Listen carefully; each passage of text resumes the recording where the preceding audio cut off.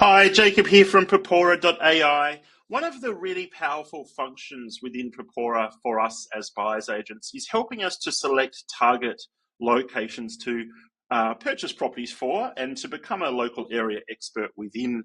It really does empower that decision-making process. So in this video, I'm going to talk about how we add a search strategy. We do this via the locations page within the platform.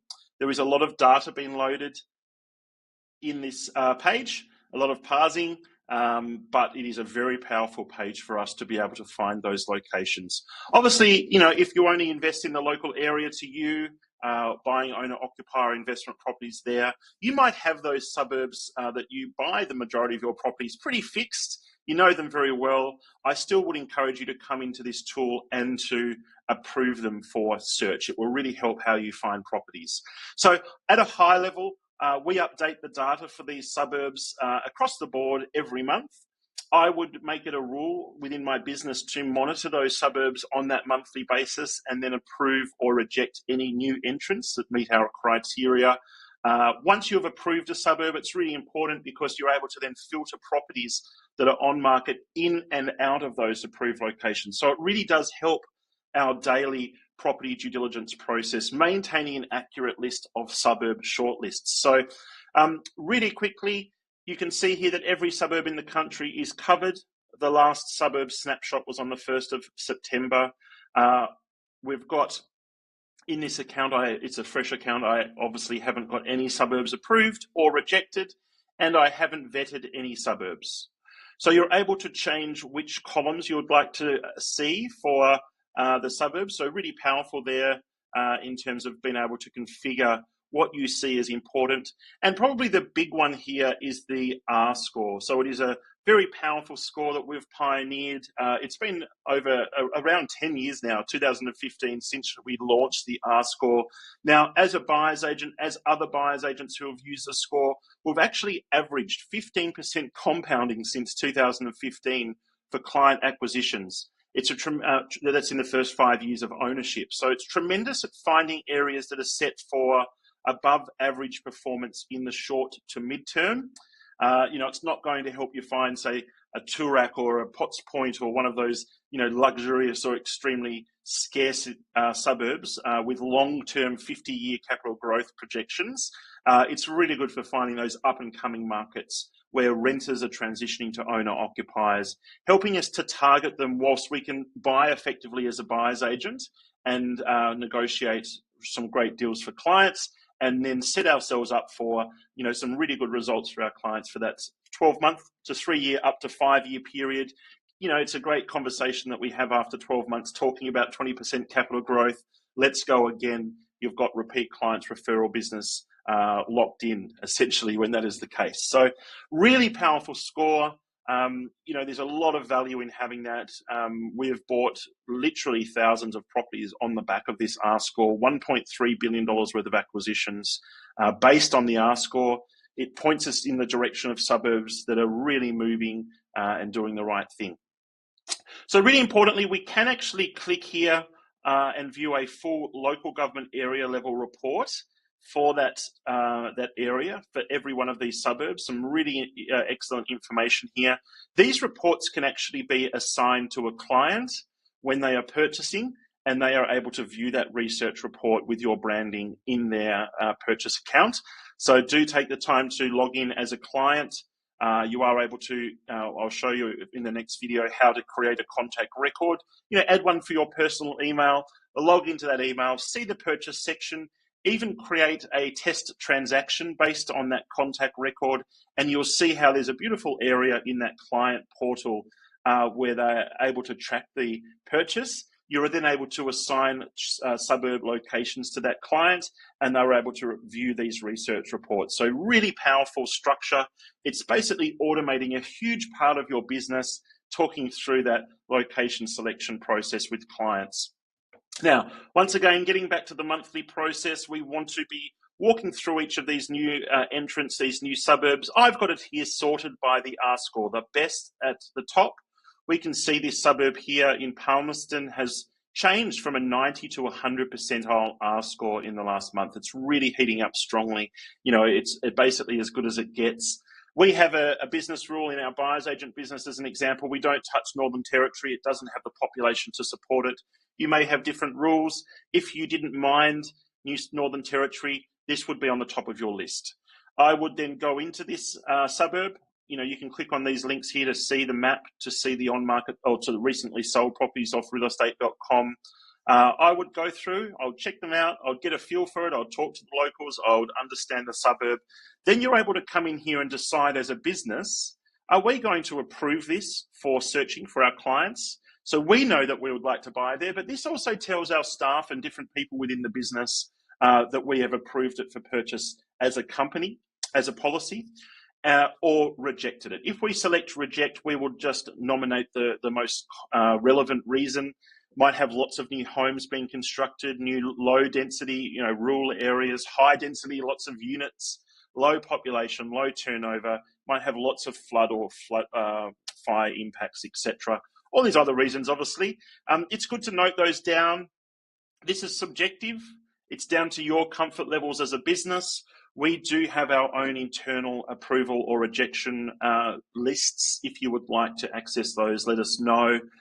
Once again, it is important to come through here as a business. I will approve that one there just so you can see. And that is now marked for approval. Now, once you've approved or rejected a suburb, it generally doesn't change very often. So it's okay to leave that. I would set a rule, any new suburbs that have come in here, you can filter suburbs, really powerful filter tool. Any R scores, say over 90, I would then monitor those on a monthly basis and I would vet, approve or reject any of those suburbs and keep up to date with that. Remember, the more suburbs we have in the approved pool, potentially the more properties we're able to find in those. So maintaining that list is really important. Anything over 90% R score is really looking to perform well for the next 0 to 3 years. That's the sweet spot. Between 80 and 90%, we would consider. We would look for really good properties, really good suburbs, really good deals there. But it's not that blue ribbon A+ type rating. I would say it's a B+.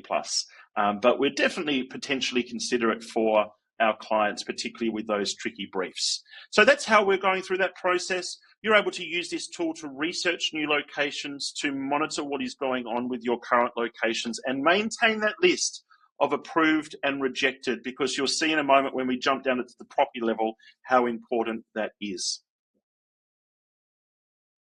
All right, let's jump down into the property level now. I've clicked on the properties left-hand navigation. We've got one suburb, as you'll remember, that has been approved for purchase. When you come in here to the properties page, you've got a number of tabs across the top. This is a pipeline. So think of it in terms of these are all on-market properties. These are properties which will have moved to the next bucket, which is our shortlist pool. Then we move those across to the approved pool if we approve them, or we can reject them and they disappear. And then once they're assigned to a client, they move into the reserved pool. So think of this as a pipeline. We are able to add off-market properties, which I'll cover in another video via the shortlisted page. Okay, so this is a really powerful page here where this is actually connected straight in with a pipe to realestate.com. We do infill that with other off-market or direct from agent properties as well. We don't include off-the-plan properties or any of those real edge case type properties, commercial, etc. It is residential and established residential. If you do have off-markets, etc., you do have house and land you'd like to add, you'll do it directly from the shortlist page. So this is a really powerful tool. It is updated every day, okay? It gives us a lot of data that's not generally available or associated with properties. We're able to change the columns that we would like to see for each property, okay? And we're obviously able to jump in here and quickly look at the LGA report or the original listing for that property as well. So you can click on that and view the realestate.com listing. So, you're able to see things like how much cash the algorithm has potentially calculated is required, appraised rent for the property, some wonderful different numbers there that help us in shortlisting. We're able to then filter properties based on these columns. I'll just remove these: owner occupier levels, public housing. There's a raft of different metrics that we can display and filter properties based upon. Very powerful searching tool. How we generally operate as a business is we are creating a filter profile. So this is our overall search strategy as a business. We've got our approved locations. Now we are saving a search profile to filter properties in or out of these searches. We might set up a profile for a big bucket of properties that we generally buy as a business, or if we have very particular briefs for clients, we would create a separate profile. So in this case, we have a strategy called the push strategy: purchase under market, high performance growth, savings or via renovation, and uplift through renovation, and savings per week in cash flow. There's a whole strategy and acronyms and all of this wonderful information about that. Let's just keep it simple. Let's, in this case, just search for push properties down here in Tasmania. We generally, for this strategy, only look up to about 750, from about 300, 350 for clients. We only ever look at 3 or 4 bedroom houses. We don't buy units for clients for this strategy, and we like a good land component, and we like to be above 4.5% in yield for our properties. And I like to be in a suburb with at least 90% R score. Okay, so this is important. Like to have a maximum of 15% public housing in the street.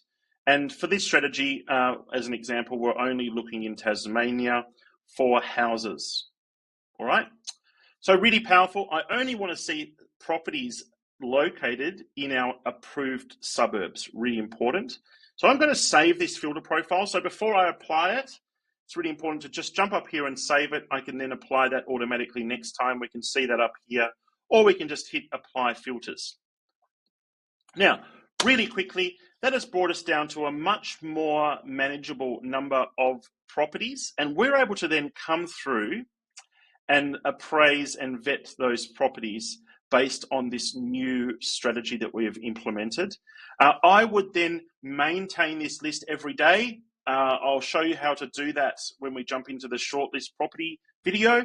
But this gives you a really amazing and quick way to look at a smaller number of more relevant and accurate properties for what we are trying to achieve for clients each and every day. We've got a suburb research into approval process, which then filters into a daily property discovery process. Hopefully that makes sense. A lot to cover, a lot to take in this video. Let us know if you have any questions.